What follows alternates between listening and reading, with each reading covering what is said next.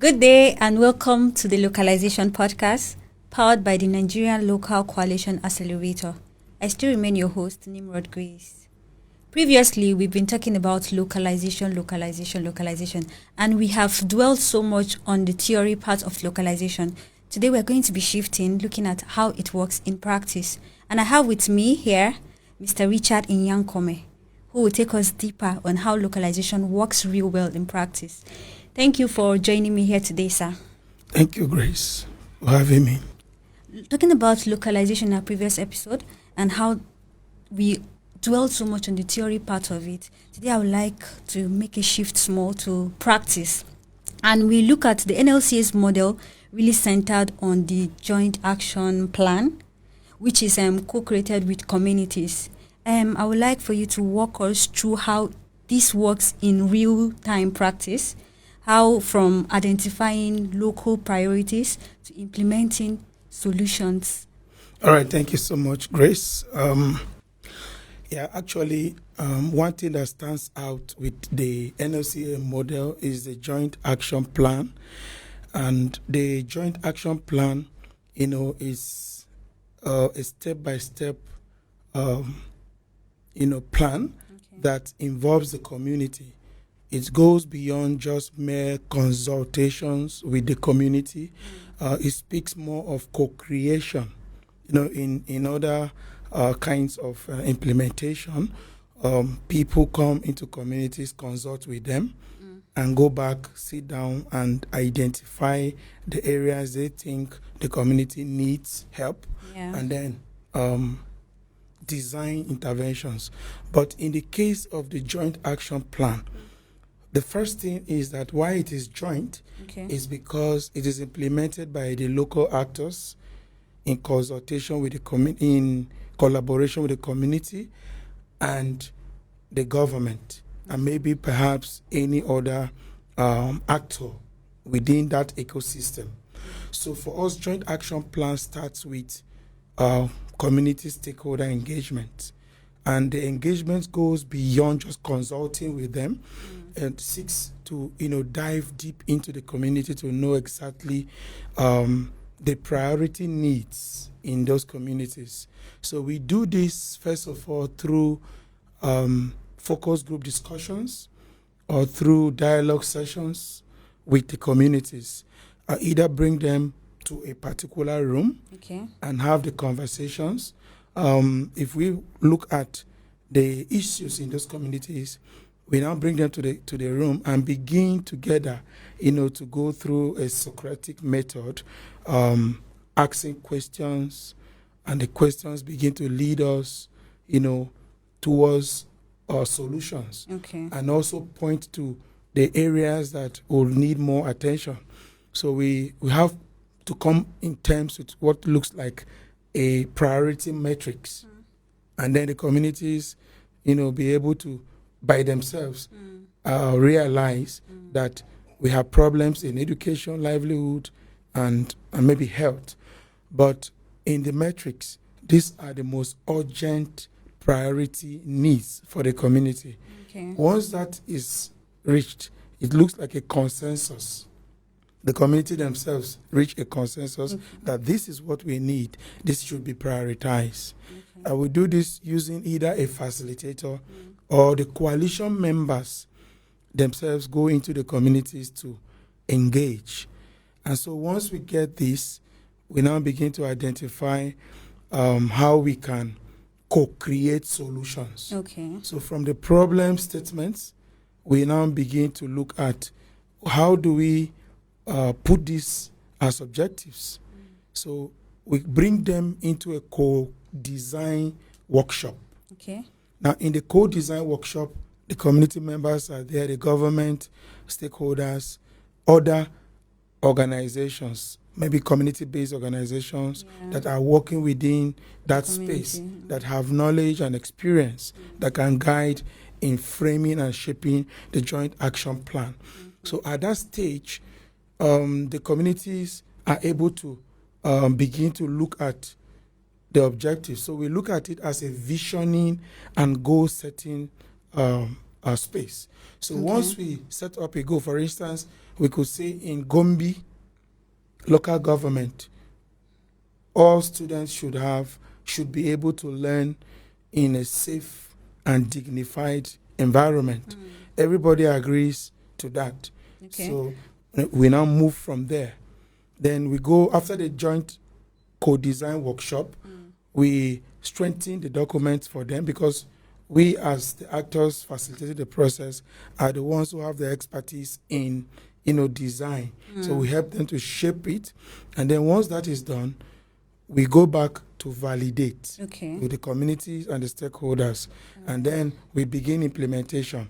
The interesting part of the JAP implementation is that the communities themselves are the ones implementing. So they choose maybe to give in-kind support or give maybe community support. Maybe it could be land, it could be manpower, it could be a community saying they will give water for a construction work, or help to do some minor jobs on site. Thank you very much, sir. This is interesting to hear that the model of the NLCA does not allow local actors to actually impose decisions on the community, allow them lead their change. Yes. But now that brings me to my next question. Many of the developmental initiatives claim to be community driven. Yes. So, but often decision we see it as is coming from the top to bottom. Now, what makes this joint action plan different from other approaches that developmental initiative claim to have? What is truly different? Is there really a power shift to the community level? Yes, for us, what is different is that, for the regular or traditional models of funding, a call for proposal is sent out, and then organizations sit quickly, maybe within 2 weeks, design a project, maybe looking at the needs assessment that was conducted previously. And then they sit down, look at that, and then design a project. Yeah. So when they design the project, they only come to consult with the communities. If we give you this, will it work for you? Of course, oftentimes they will say yes. Then you go back and design, get the funding, then return to implement. In our own case, we're talking about power shift. We already have secured the resources because maybe there is a donor who wants to support our work. So the resources are already secured. What we are now doing is we are going to the ground to plan up rather than plan up, to the ground. So we now go to the communities and begin to plan with them, bringing them up to the realization that the resources that are available could either fund an education priority area, health, or livelihood. So, but for the traditional models, you could see that it's always from the top down. So for us, that stands out different. So the power shifts to the local actors because we have the resources with us and we are now deciding on how to best use the resources, channel it to the areas that are most needed. Okay, very well, sir. I would like to hear now a real-time story of how this example of joint action plan makes a difference in people's life. You mentioned the education, health, and climate change. What lessons can you actually draw from the NLCA experience? What are its outcomes? All right, so the NLCA experience has been very beautiful and wonderful experience. There are a lot of stories, but maybe I could take one or two. Okay. For instance, in one of the communities in Michigan local government, for instance, we went, when we first got into those communities to, engage with them, we found out that women were economically disadvantaged. A lot of them did not have income-generating activities, and they have limited access to financial resources. So the communities discussed and discovered that there were no existing groups, financial groups, like village savings and loans associations, or groups that could pull them together, pull resources together for them. Mun samu cin gaba a sanadiyar noman da muka yi, mun samu mun sayar, mun sake mun kara jari da shi. A dama muna samu mu shiga adashi iri highest man adashi ana shiga 500 a da, amma a madadi vegetable namu da muka samu mun sayar, mun samu cin gaba. muna shiga adashi mu da yawa, muna karɓar loan da interest namu da muke samu a ciki, muna iya biya bukata na iyalinmu. Yin abubuwan da muke samuwa a daɗin da na yanzu ya fi yawa magana gaskiya. So they agreed that they could begin to work on something like that. So we assisted and supported them to start up village savings and loans associations. And through the village savings and loans associations, a lot of women have reported positive outcomes. A particular woman reported that she could, get loan, and then she started a little business. Through that business, she now sent her daughter to school, and now her daughter is in the 4th year, and she's hoping that, if she gets additional support, she can also take her further to a higher institution. And she said all of that happened because of her involvement in the Village Savings and Loans Association. So for us, that's a success story. In health, for instance, there is a drug revolving fund that we have supported the communities. The drug revolving fund is a fund that supports the initial procurement of essential consumables, medical consumables, and is given to the primary healthcare centers. But from that moment, the community takes ownership, and they begin to administer this drug and also monitor it and take little from the community so that they put back into the fund. And when the drugs are exhausted, they replenish or replace them. Shi ta wurin mutane a unguwa suna zuwa kuma suna benefiting daga abubuwan da suka yi mana. Za ku shiga ga abun da NLCA suka yi tanada mana.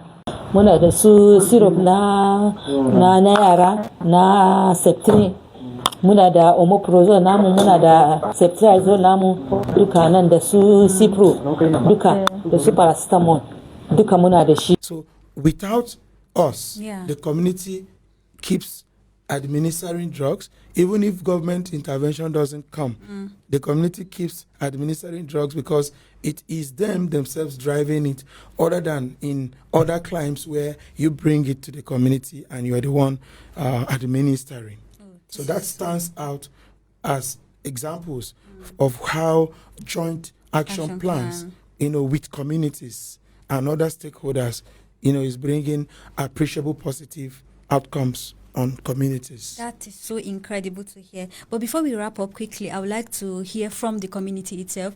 We would like to take a voice from the community to hear how this joint action plan is actually making a difference from other initiatives. NLCA has changed the life of RSP, out of school children in this community. They enroll about 300 learners, that is during JAP 1.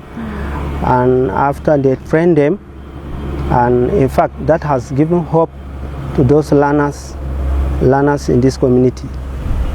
Okay. It has given hope. You said 300 students. Now this is a contribution of NLCA. On the part of teachers and parents at home, what will you say their contribution to this education of these children is? For parents, most parents used to send those people, because without their support there is no how we can achieve our aim, because it's those parents that used to send those children, that is to the learning centers whenever there is time or there is a lesson.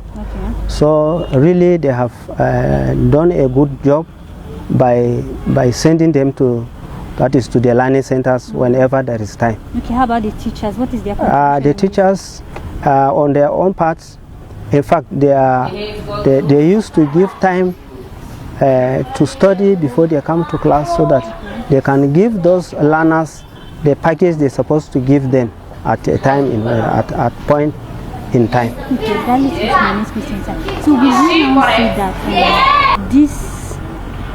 this contribution of teachers, this contribution of parents, the contribution of NLCA, will you still say that there are still challenges remaining for children to be retained in school? Yes, there are challenges.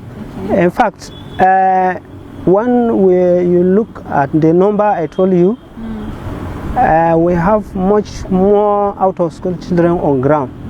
And in fact, if there is problem of fund, if there are other organizations that can take up from NLCA to come and add to what they have done so far, I think it will still change the majority of our out-of-school children, so that at least we shall not see our little kids roaming on the street, hawking here and there, where they can be exposed to many dangers, especially girl child, where some can be exposed to where even rape can happen to some of them. As they move about, they go to a point that they are not supposed to go there.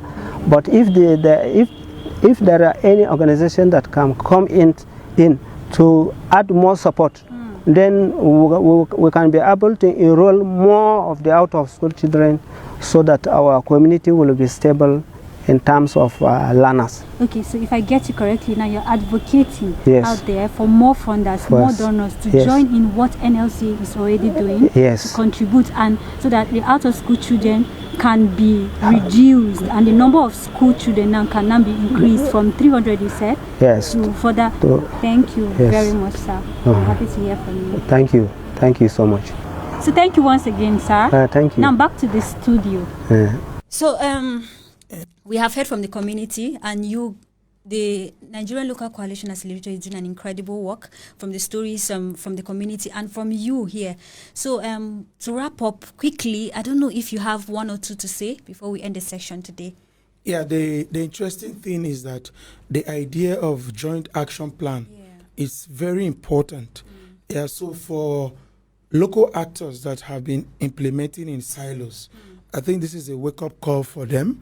We are calling on networks, alliances, and all kinds of partnerships to begin to consider the joint action planning as a key element of their programming, so that in that they will be able to bring community voices on table. They could also bring state government and also local government and other stakeholders, including people that are supporting the structures and systems that exist in communities. I believe with joint action planning, we will make greater impact and, make local solutions, grow from the communities. Okay, if you have been watching us, you will agree with me that localization is no longer a slogan, but it's a movement that it's towards long-lasting impact. Hearing from the Nigerian Local Coalition, we can say that I would like for you to follow, share, and comment all our social media platforms at Nigerian Local Coalition Accelerator. Thank you for joining us today. See you next time.